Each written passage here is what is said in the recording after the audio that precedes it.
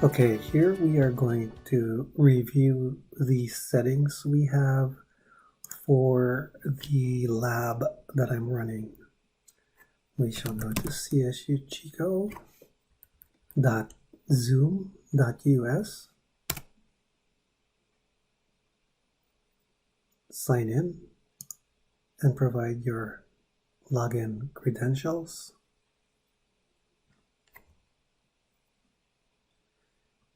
The course, the lab that I'm running is this one. So I've named it relative to the regular meeting days and time for the lab, and I added the names of my two lab assistants.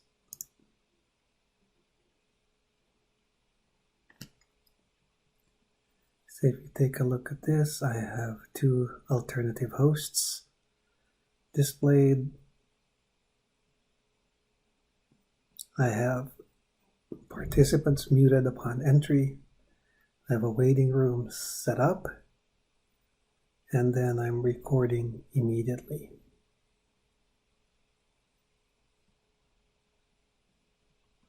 I also wanted to point out that for all my meetings,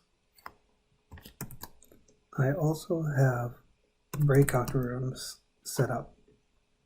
So this is under settings, and then in meetings advanced, I have that set on. Okay, I'm getting ready to start my lab. It is shown right here. So I'm just going to start it.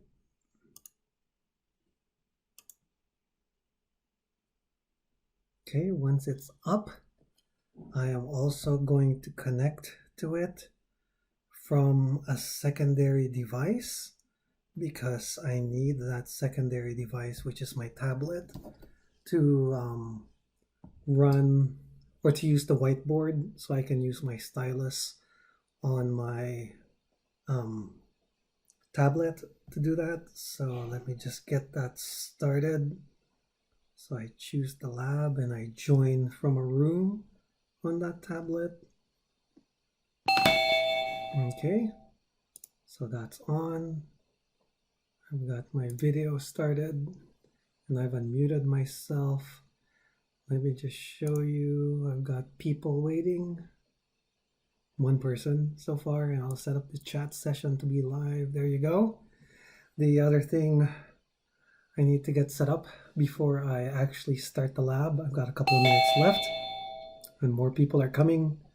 So under more down here, I'm going to set up my breakout rooms, and I'm going to do that manually. And I need 3 breakout rooms, 1 for me and 1 for each of my 2 lab assistants. So I just click create rooms, and the breakout rooms by default will have these names. I'm just going to leave them as is. I tried renaming them the other day to the names of my lab assistants and myself, but I think it's just easier to leave the names as is. So now I've got my breakout rooms set. I've got my participants waiting. So to start the lab, what I just need to do is to click admit all up here. That will let people in the waiting room in. Also, the other thing I'm going to do is to make sure that under more here, I'm going to put participants in the waiting room on entry. I'm going to shut that off when I start the lab. That way I don't get beeped when someone is waiting. They immediately just join the lab. Okay, so that's basically how I start my lab. So once my lab is started, I basically just distribute the students among the breakout rooms. And then I assign each of my lab assistants. So I've got Daniel here and Dimitri are lab assistants. I assign them to the first 2 breakout rooms, and then I take care of the 3rd breakout room. So I have control over who's in what breakout room, and I just do the random assignments. And then I typically go into my breakout room and help the students that I've assigned myself. And then from time to time, I'll come back to the main room, because right now the main room is empty. But in case some students join late, I need to make sure I can say hi to them, greet them, and then maybe let them know that I'm assigning them to another breakout room. And then students can come in and out of the breakout rooms if they need to. So if they're done, if they feel they've got enough information, they can either leave the breakout room or actually leave the meeting.